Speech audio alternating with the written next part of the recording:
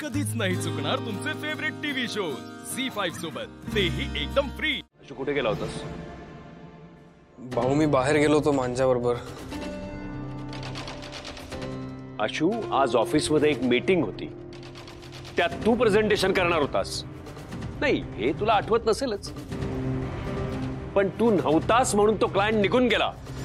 काय? हो हो आशू, आज मीटिंग होती। एक मिनिट भाऊ, तुमचा काहीतरी गैरसमज होतोय।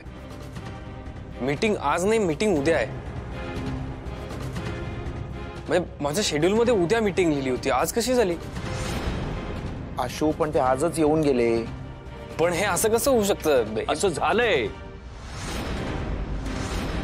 कारण तुला ते कळलंच नाही, कारण तू ऑफिस मध्येच नव्हतास।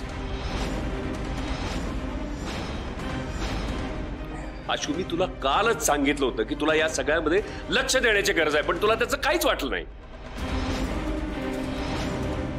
आणि आणखीन एक गोष्ट, त्या कन्स्ट्रक्शन साइटचे पेपर्स तू साइन केलेस। ते पेपर साइन करण्यापूर्वी तू वाचले होतेस?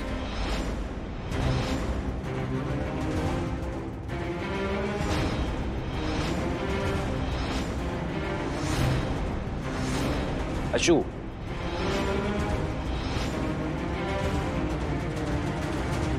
वाटलंस मला, तू काय त्या गरिबांच्या जागेवर घर बांधणार होतास आशू? अरे, इतक्या वर्षात मेहनतीनं मी कमावलेलं सगळं आपण गमावलं असतंच, पण त्या गरिबांना सुद्धा रस्त्यावर आणलं असतं आपण। सॉरी भाऊ। सॉरी भाऊ, बघितलंस सीता? आशू, अरे हा बेजबाबदारपणा आहे। एवढा मोठा बिझनेस तू सांभाळशील कसा? हे सगळं तुझ्या हातात देऊन काहीही उपयोग नाहीये। भाऊ मला मान्य आहे माझ्याकडनं चूक झाली आहे, पण ती चूक मी सुधारली आहे। अरे उपयोग काय त्या सुधारण्याचा? आणि आजच्या मीटिंगचं काय? का तीही चूकच होती? भाऊ पण यात माझी खरंच काही चूक नाहीये।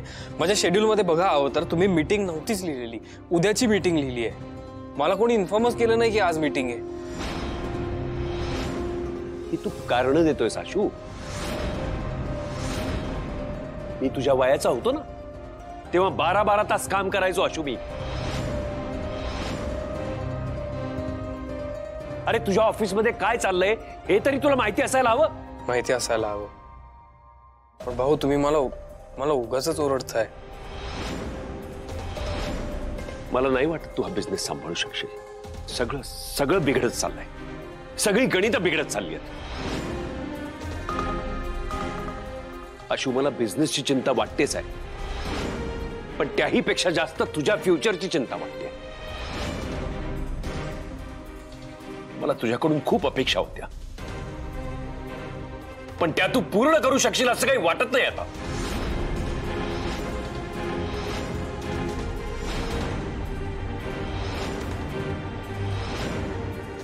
भाऊ माझी काही चूक नाही याच्यात, मला प्लीज तुम्ही समजून घ्या ना। तेच तर करत आलो ना आजपर्यंत, आम्ही सगळे तुला समजून घेत आलोय।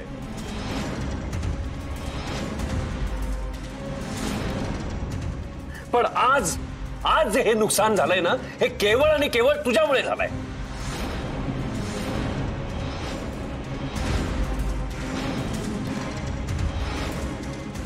अहो ऐका ना।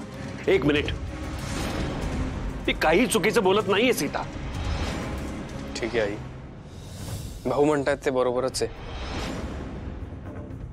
समजा माझ्याकडनं चुका होत असतील तर होत असतील माझ्याकडनं चुका, मला कदाचित इम्प्रूव्ह करायची गरज असेल आणि मी ते करीन। सो जोपर्यंत मी भाऊंच्या दृष्टीने केपेबल होत नाही,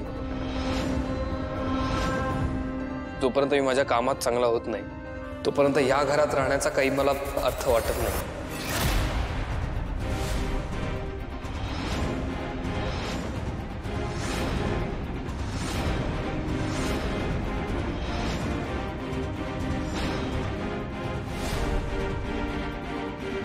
काय बोलतोयस तू? अहो, अरे काय बोलतोयस तू? हे बघ, असे तडकाफडकी निर्णय घ्यायचे नसतात. ते तुझ्या चांगल्यासाठीच बोलताय. त्यांचं म्हणणं बरोबर आहे. मी घरातनं बाहेर पडणंच गरजेचं आहे आता. मी स्वतः केपेबल बनणं, मी स्वतःला इम्प्रूव्ह करणं हे गरजेचं आहे. म्हणून मी आता घर सोडतो, बाहेर जाऊन राहतो, भाऊंना प्रूव्ह करतो आणि मगच इथे येतो. ठीक आहे? अरे बाळा, अरे असं नाही. हे काय करतोयस तू?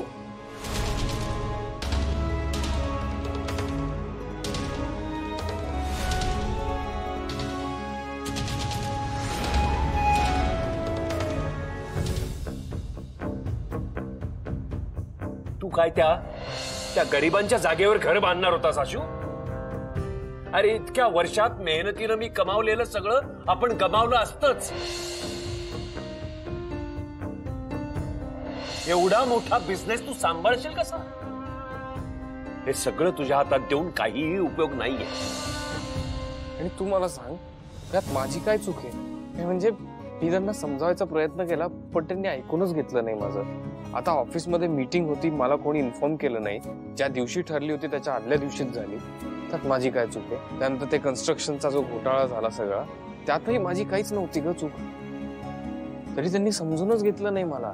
एवढं रागवायची काय गरज होती मला कळत नाही. अरे ते तुझे वडील आहेत, ते बोलणारच तुला आणि रागवणारच. बरोबर आहे, मला मान्य आहे बोलणार, पण ते इतक्या लेवलला बोलले की माझी चूक नसतानाही मला वाटायला लागलं की माझी चूक आहे. त्यांना असं वाटतं मी बेजबाबदार आहे, मी वाया गेलोय, और मे बी मी लाडावलोय. मी खरंच आहे का ग बेजबाबदार? हे बघ आशू, तू भाऊंना काय वाटतंय ना एकदा समजून घे.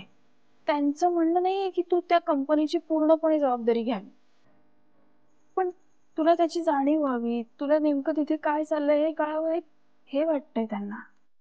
हे बघ, मला तुझं म्हणणं बरोबर आहे, पटतंय, पण समजा कंपनीत मला जर काहीतरी नवीन करायचं असेल, मला काहीतरी काम करायचं असेल, माझे जे विचार आहेत, माझ्या ज्या इच्छा आहेत, माझी स्वप्न आहे, ती जर कंपनीत इम्प्लिमेंट करायची असेल तर मला हेडस्पेस पाहिजे ना. मला थोडी विचारांची मोकळीक पाहिजे. हे एवढं सतत प्रेशर घेऊन मी नाही काम करू शकत अगं. हो बरोबर आहे तुझं, पण तू त्याच्याकडे ना एक जबाबदारी म्हणून बघतोय ना, इथेच चुकतोयस तू. म्हणजे तुला माहितीये का, माझ्या पप्पांनी जेव्हा ही गॅरेजची जबाबदारी दिली ना माझ्यावर, तेव्हा मला काहीच माहित नव्हतं काय करायचं, कसं करायचं. त्या जबाबदारीला ना तू असं जबाबदारी म्हणून बघू नको, मग तुला ओझच वाटेल. ते ना तू एका छान बाळासारखं आहे असं समज. काय रात्री तुला? अरे म्हणजे ऐक तर माझं, ऐक तर. बाळ असतं की नाही छोटं, कुठे दुखतंय खुपतंय हे बघावं लागतं की नाही. बरोबर. आपल्याला त्या बाळाला जवळ ठेवून सांभाळावं लागतं की नाही, कळतंय? मग तू त्या बाळाला तुझ्या पद्धतीने वाढव, तुझ्या पद्धतीने गोष्टी सांग. मग बघ, भाऊंना अजिबात राग येणार नाही, आणि जरी ते रागवले बोलले तरी ऐकून घे ना त्यांचं. नंतर तू जे करतोयस ना ते त्यांना पटणार. खरंच सांगते, तू एकदा करून बघ. नाही झी5 ॲप डाउनलोड करा आणि पहा सर्व एपिसोड्स एकदम फ्री.